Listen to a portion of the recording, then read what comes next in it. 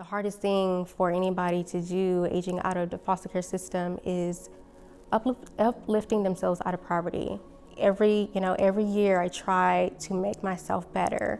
And that's one of the reasons why I am where I am today, is basically trying to not be like where I come from. My name is Paris Jackson. I am a foster care alumni. I aged out of CPS at 18 years old. I work in project management and construction. I entered foster care out of Fort Bend County at the age of 5 or 6. I went in with 3 siblings as well due to neglect and abandonment and abuse from my biological parents. And then around 7 or 8, I went to my second foster home, where at the age of 14, I ended up being adopted. Around 14, 15, ended back up in Child Protective Services due to abuse and neglect of my adoptive parent.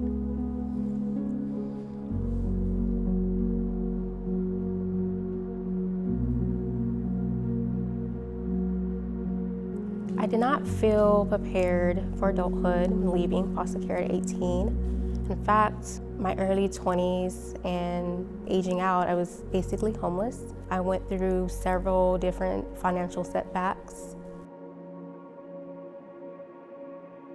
I actually aged out of foster care at the age of 18 alone. By then, I was about at my 4th or 5th foster home throughout the time of being in foster care. I aged out on the north side of Houston. I aged out, like I said, alone, and at that moment, I just decided to go ahead and stick it out and be on my own at that moment.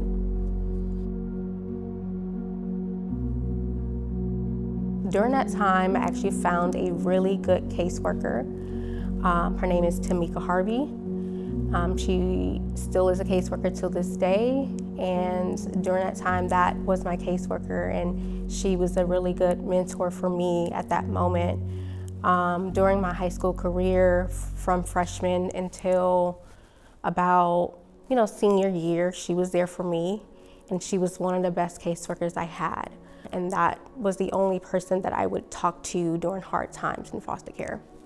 And we still bond till this day. She's very much still a caseworker for Child Protective Services, and we still bond.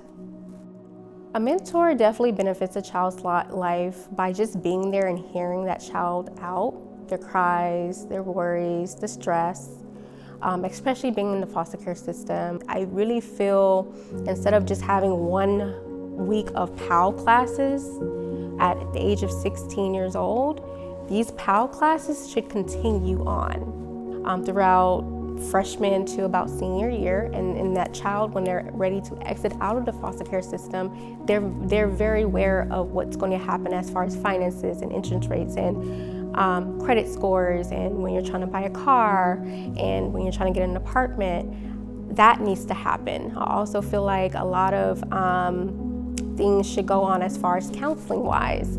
A lot of us that age out of the foster care system, we are exiting out of foster care with a lot of trauma, a lot of unhealed wounds, and unfortunately it does affect us in adulthood.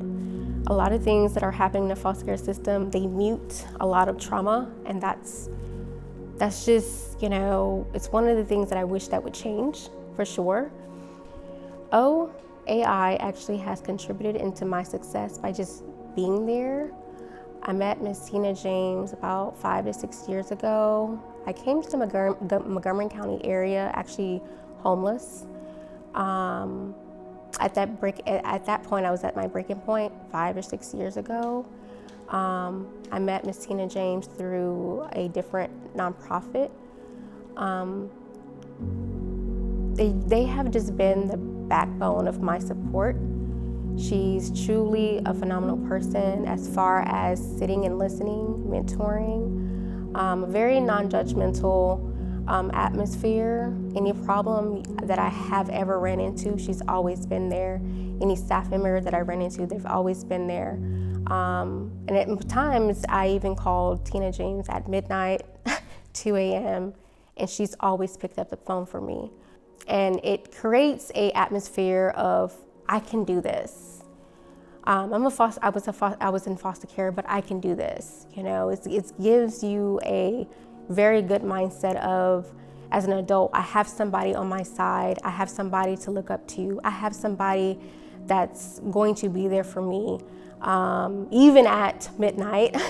And that's one of the reasons why I want the community to certainly support OAI and the efforts they're trying to do to assist teens.